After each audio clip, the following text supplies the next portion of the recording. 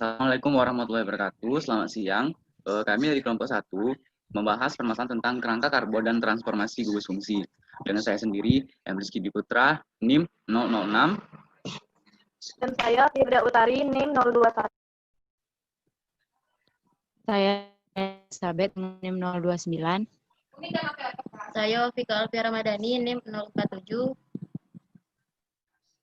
Saya Denora Situmorang dengan NIM 056. Saya Masita dengan NIM 083. Baiklah, langsung saja kita ke permasalahan yang pertama. Nah, di permasalahan pertama yaitu mengapa ikatan pi lebih mudah diputus daripada ikatan sigma CO dalam gugus fungsi karbonil. Nah, bagi teman-teman yang ada di sini, adakah yang bisa membantu menjawab permasalahan ini? Baiklah, kepada Wafika, disilahkan. Baiklah, di sini saya akan menjawab permasalahan dulu, yaitu ikatan pi memberi pengaruhnya karena sifatnya yang mudah terputus pada reaksi kimia. Suatu ikatan pi membuat suatu molekul menjadi basa dan bersifat nukleofil. Bagaimana kepada Saudara Dwi? Menurut saya, jawaban saudari Wafika kurang lengkap dan saya butuh penjelasan lebih lanjut. Maka itu saya meminta jawaban tambahan lagi dari teman-teman. Adakah yang bisa membantu?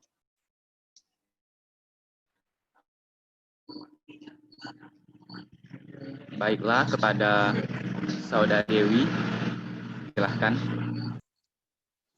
Baiklah, saya Dewi Mariana akan mencoba menjawab lebih untuk permasalahan Saudara Dewi. Di sini kan ada banyak jenis gugus fungsi yang mengandung ikatan rangkap dua antara C dengan O. Ikatan polar C dan O membuat karbon-karbonil bersifat elektrofil, sedangkan pasangan elektron bebas pada O menjadikannya nukleofil dan basa. Gugus karbonil juga mengandung suatu ikatan yang sudah putus sigmanya C dan O. Atenolol dan donpezil merupakan contoh obat yang mengandung berbagai gugus fungsi. Atenolol merupakan suatu beta blocker, suatu kelompok obat yang digunakan untuk menangani hipertensi, sedangkan donepezil digunakan untuk menangani demensia yang berkaitan dengan penyakit Alzheimer. Peran dari suatu gugus fungsi tidak dapat ditentukan. Suatu gugus fungsi menentukan sifat-sifat molekul berikut, seperti ikatan dan bentuk, jenis dan kekuatan fisik, nama, dan juga reaktivitas kimiawi. Baiklah, terima kasih atas jawaban teman-teman. Saya rasa sudah cukup. Maka dapat saya simpulkan bahwa mengapa ikatan pi mudah diputus daripada ikatan sigma CO dalam suatu gugus fungsi karbonil. Selain ikatan pi itu memberi pengaruh karena sifatnya mudah terputus pada reaksi kimia, ikatan pi itu juga dapat membuat suatu molekul menjadi basa dan bersifat nukleofil. Nah, selain itu, gugus karbonil juga mengandung satu ikatan pi yang lebih mudah putus dibanding ikatan sigma CO. Nah, seperti yang disebut contoh oleh Dewi tadi, atenolol dan donepezil. Sekian dari saya, kita lanjut ke permasalahan yang selanjutnya.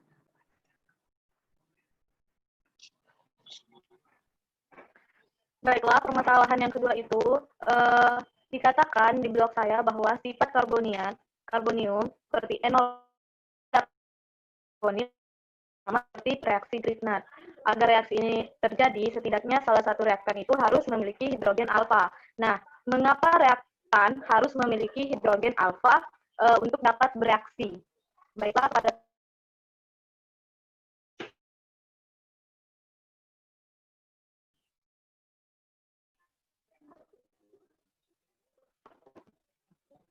Baiklah, kepada saudari M. Rizky Dwi Putra, saudara M. Rizky Dwi Putra, saya persilahkan.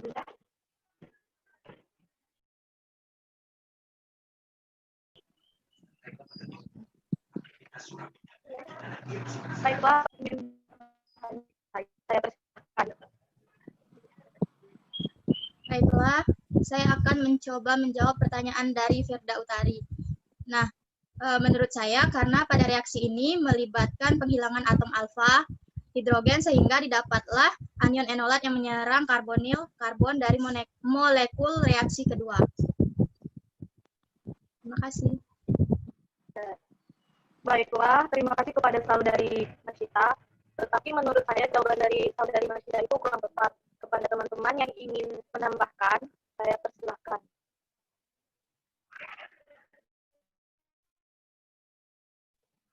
Baiklah, kepada saudara Rizky Dwi Putra. Baiklah, saya akan membantu menjawab pertanyaan Firda dan membantu jawaban untuk Mas Sita.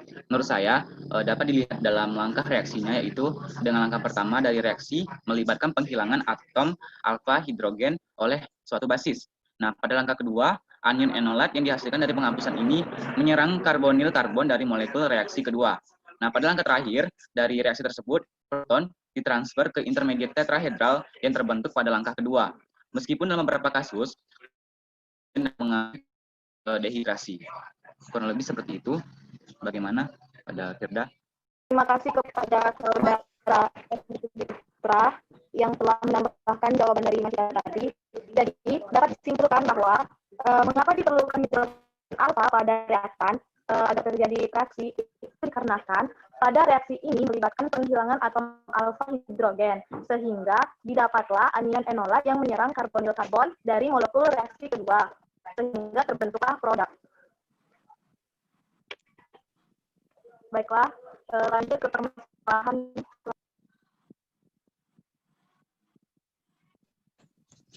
Baiklah, selanjutnya itu permasalahan dari saya.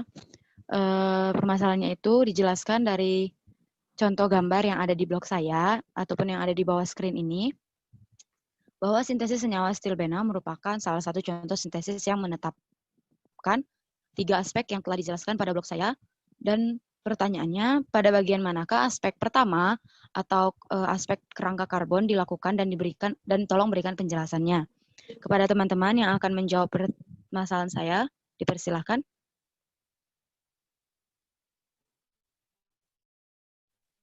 Baik, saya akan mencoba menjawab permasalahan dari Dewi. Di sini apakah saya boleh Silakan.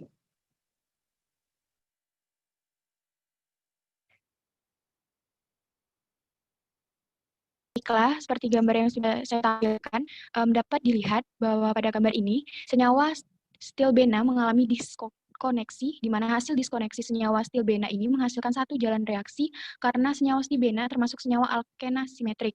Hasil dari diskoneksi menghasilkan bahan awal yaitu berupa benzaldehid dan benzil bromida. Pada tahapan inilah yang dikatakan sebagai aspek pertama telah dilakukan. Baik, terima kasih kepada saudari Dewi. Baiklah, tapi menurut saya ada kekurangan dari penjelasan saudari Denora. Kepada teman-teman yang ingin menambahkan. Baiklah, di sini saya akan menambahkan dari jawaban Denora. Baiklah, di sini saya akan membantu menambahkan jawaban dari saudari Denora.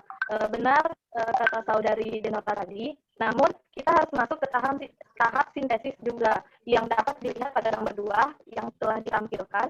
Di situ benzil bromida itu direaksikan dengan trifenyl garam fosfonium. Nah, kemudian garam fosfonium ini diubah menjadi ilida dengan bantuan N-butilitium. Setelah itu, pada gambar ketiga dapat dilihat di tampilan terjadilah serangan nukleofilik gugus karbonil benzaldehida oleh karbon negatif dari ilida. Produk dari proses adisi antara ilida dengan aldehid atau keton itu menghasilkan suatu senyawa yang disebut betadina. Sampai kepada tahap 1, aspek bisa dikatakan telah dilakukan. Baiklah, kepada teman-teman. Baiklah, terima kasih pada teman-teman atas jawabannya.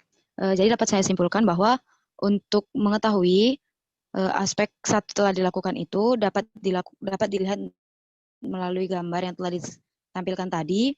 Ada 3 gambar, berarti yang pertama itu stilbenanya mengalami diskoneksi, selanjutnya stilbenanya direaksikan dengan senyawa yang lain, dan yang terakhir stilbenanya mengalami serangan nukleofilik sehingga gugus karbonilnya dari ilida. Sekian permasalahan dari saya, dilanjutkan. Baiklah, lanjut kepada permasalahan saya. di mana permasalahannya adalah pada transformasi halogen, suatu senyawa alkil klorida dapat melakukan reaksi substitusi dengan menggunakan reagen amina. Maka dia akan menghasilkan suatu amina yang beragam, yaitu bisa amina primer, amina sekunder, dan bisa juga amina tersier. Nah, mengapa hal itu bisa terjadi? Nah, di sini adakah yang ingin menjawab permasalahan saya? Baiklah, kepada Rizky Dwi dipersilakan. Adalah saya akan mencoba menjawab permasalahan dari saudari Wafika. Di sini amina pun beragam, yang dihasilkan bisa amina primer dan amina sekunder atau tersier, tergantung dari reagen yang kita pakai. Nah, jika ingin mendapatkan amina primer, maka kita menggunakan NH3. Tapi apabila ingin menggunakan amina sekunder, kita dapat menggunakan amina primer dan mendapatkan amina tersier dan dapat menggunakan amina sekunder. Seperti itu. Bagaimana? Saya tidak setuju dengan jawaban Dwi karena penjelasannya itu kurang jelas mengenai yang dihasilkan dari transformasi itu. Nah, di sini saya ingin jawaban yang lebih jelas lagi. Adakah teman-teman yang ingin menambahkan jawaban?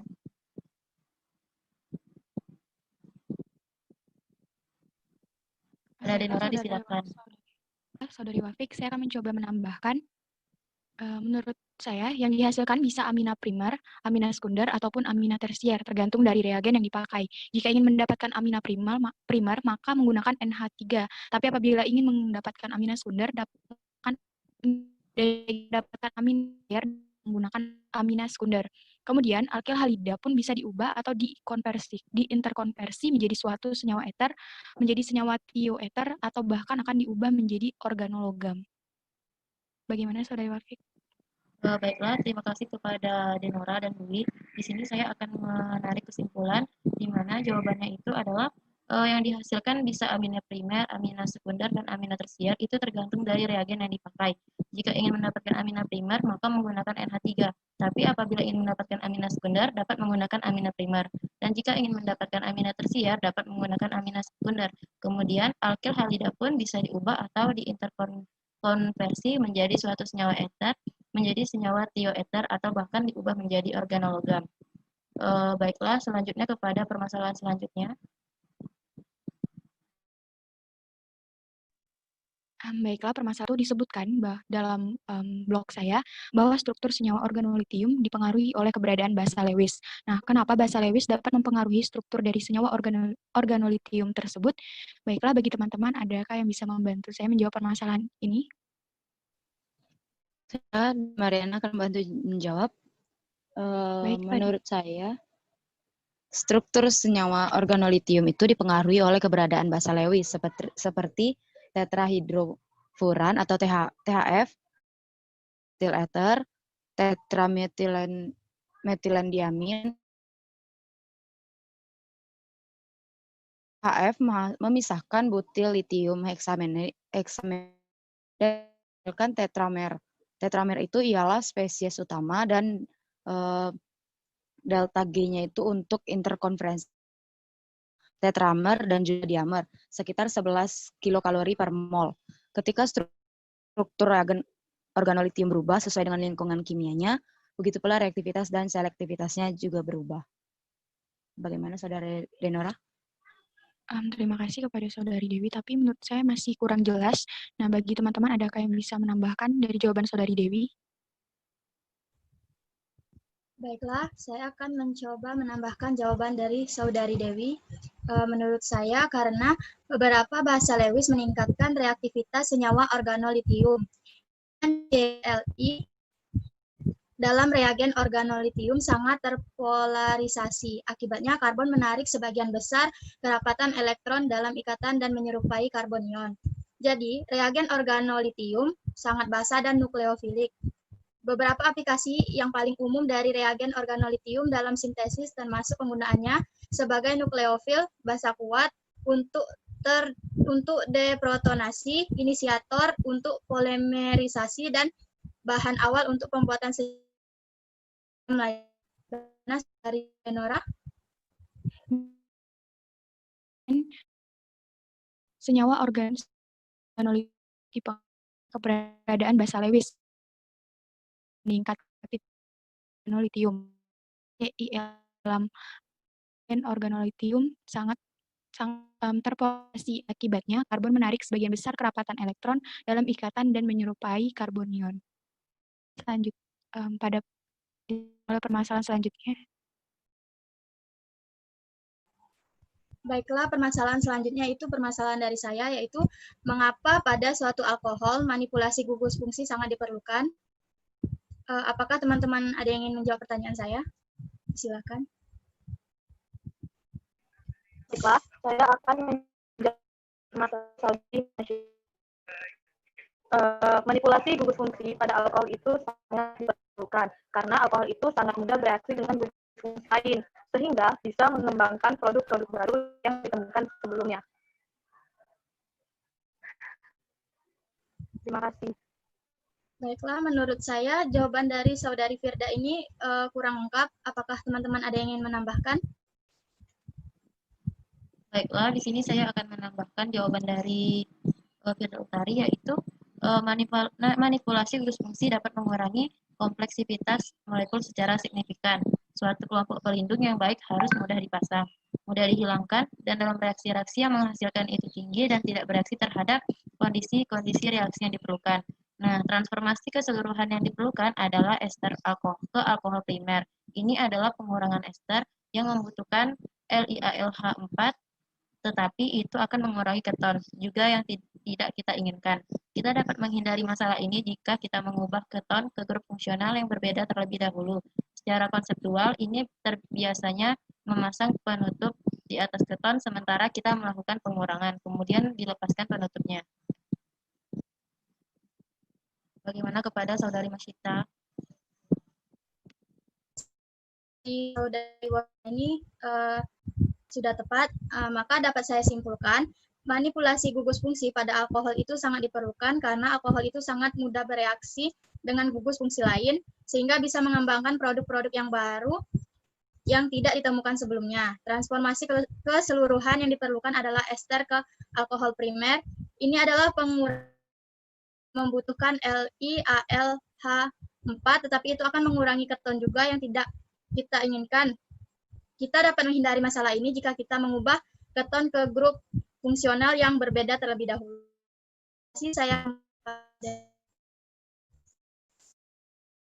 Presentasi dari kami, lebih dan kurangnya kami mohon maaf. Saya akhiri. Assalamualaikum warahmatullahi wabarakatuh. Siang.